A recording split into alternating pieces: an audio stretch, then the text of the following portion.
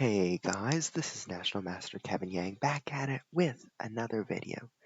So today we'll be talking about a game I played against none other than Anthon2010. Arguably one of the hardest opponents ever. But just like all the other people, don't forget about RU Ninja, don't forget about Foodalicious, 23 Dragons. Everyone presents a challenge, and I think that's just what's so good for me is that every simul I get to learn a little bit about what I can improve on, and we can just identify what goes wrong in some games and what the opponent does really well. So in this game, I'm just going to tell you I did not deserve to win this, but let's get started. E4, G6, D4, Bishop G7. So I'm employing one of my setups, the modern defense, just simply saying, I'll let you control the center all you want. I'm going to sort of campground on the side. Knight c3, knight c6. And now, by playing knight c6, I say, if you want to play d5, be my guest. And after knight d4, bishop to e3, my goal is to play c5. And I'm inviting you to play en passant, and I will go back to c6. And with this, I have a pretty standard position. So that's my goal. But in the game, bishop to e3 happened, and I played e5, d5, knight to e7, and now you can see my knights are very weirdly placed, and that's for one reason. It's because I'm aiming towards playing f5 and scooting this knight to f6, f3, f5, and now c5. So now it gets very interesting. I think Anthon takes the right approach, knowing that I am attacking on the king side. Anthon starts expanding on the queen side. Knight f6, bishop to b5, bring my bishop out. Takes. Now,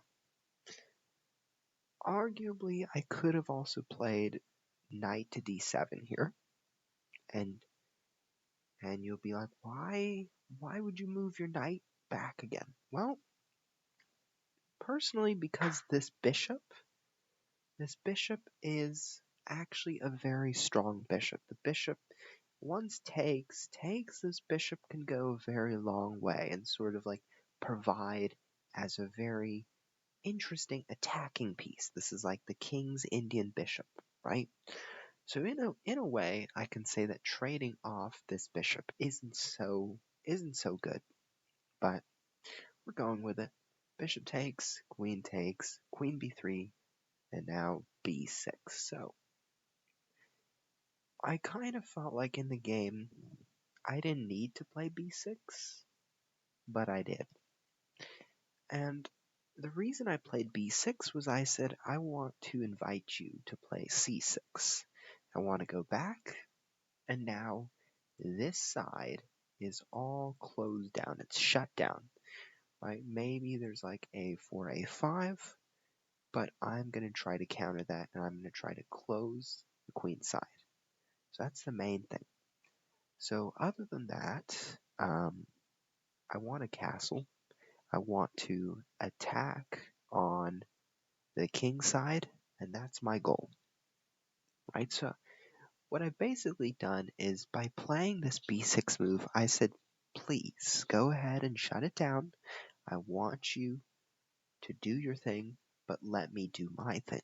So I didn't have to do it. Like, for example, I could have played pawn takes pawn, and then after bishop takes, could have played b6, and after bishop to a3, I could have even played knight to c8 and relocated this knight to d6, maybe. That would have been an interesting way to play it, but I kind of felt like this was a little bit too cramped, It just felt wrong in some sense. So I said, I don't want to allow that bishop to come in, so I'm going to lock it down. c6, queen d8, rook to c1. Now, rook to c1 is a little bit of an inaccuracy. Now here's why. Now you see that this pawn structure has already shut down this side of the board.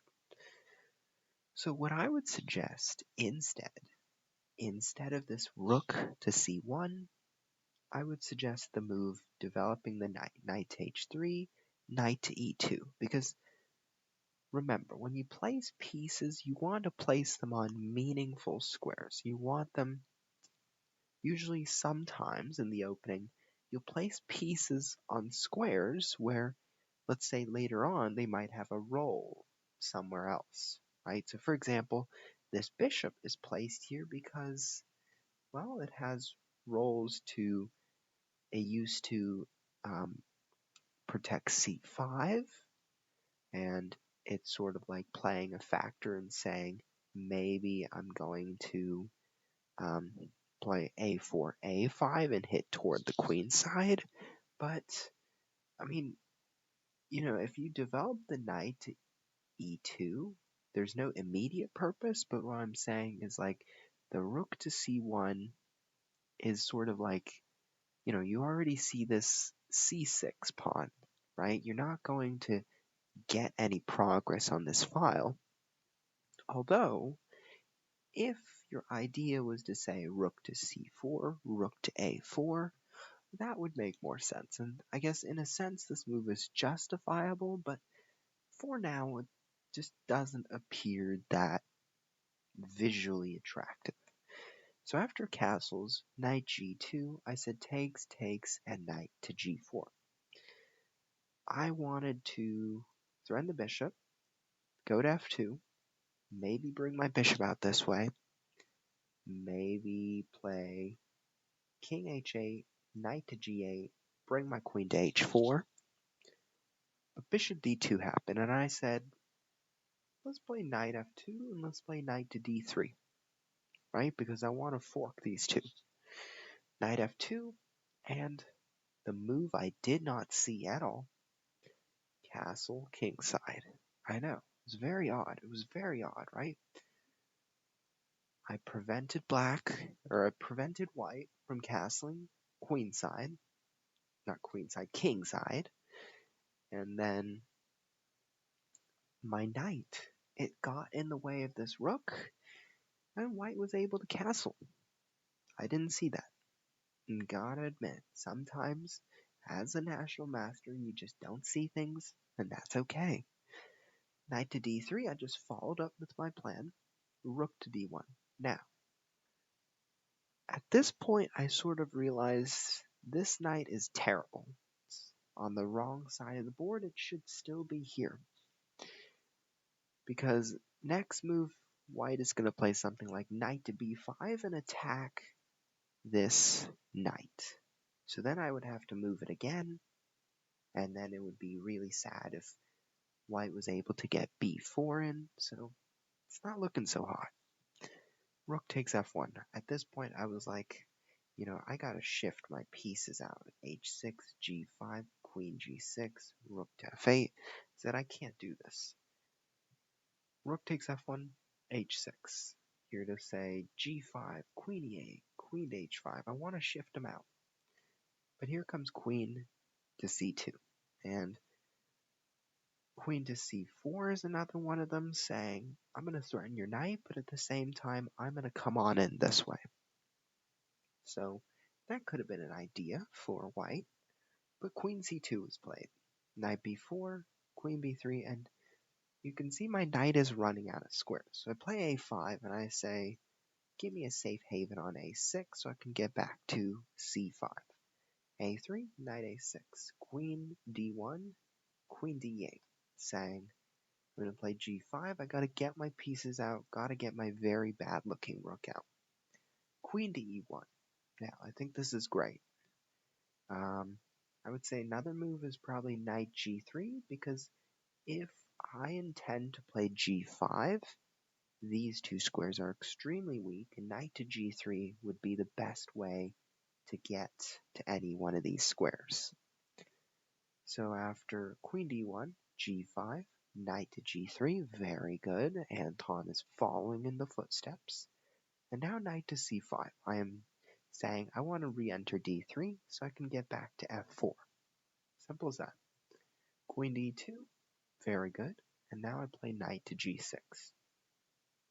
I want to enter f4. That's all I want to do. Knight to f5, knight to f4. And now queen to d1. What I would have suggested here is the move queen to g4.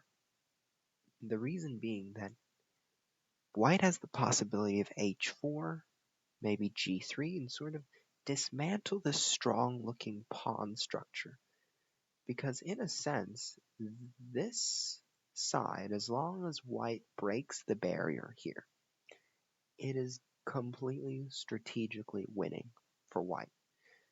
Another idea is how white also has this knight b5 and this weakness on c7 to take care of. So that's another one of those weaknesses that black has. So essentially what I'm saying here is that if we trade queens, we trade rooks, and we trade bishops, this knight will easily get to b5, and these targets will be wiped out. They will be gone very quickly. They're so much weaker compared to these guys. These guys are very strong, right? So think about that. If white just traded down everything and things went white's way, then white would be on to victory. Queen d1, but now knight to d3. What am I doing now? Knight to d3, I'm saying, maybe I want to snatch a pawn, but at the same time, I didn't know what else to do. Because here's the thing, if I move my queen to g6, there's knight to e7 check. If I move my queen to f7, there's this discovery, knight to h6 check. So then, knight f to d3, and here I believe white should play the move h4. And I strongly say that because if you look at black's kingside, there's really no hope of saving it other than bringing this knight back to f4. So if h4 happens, I'm not going to take on h4 because there's going to be queen to g4. So I'm not going to do that. But instead I would have to play the move knight to f4.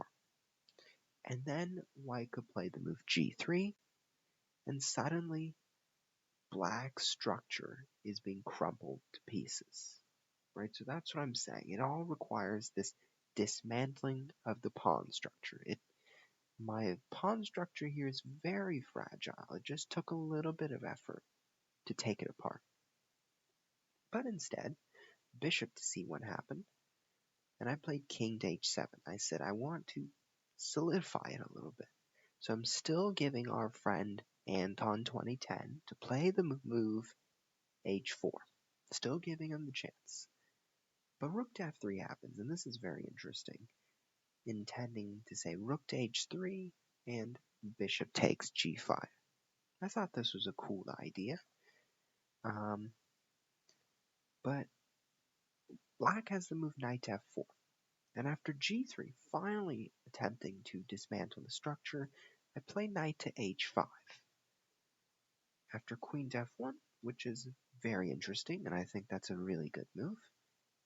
Queen can come to h3, pawn can come to g4, and white is going to start dismantling the structure.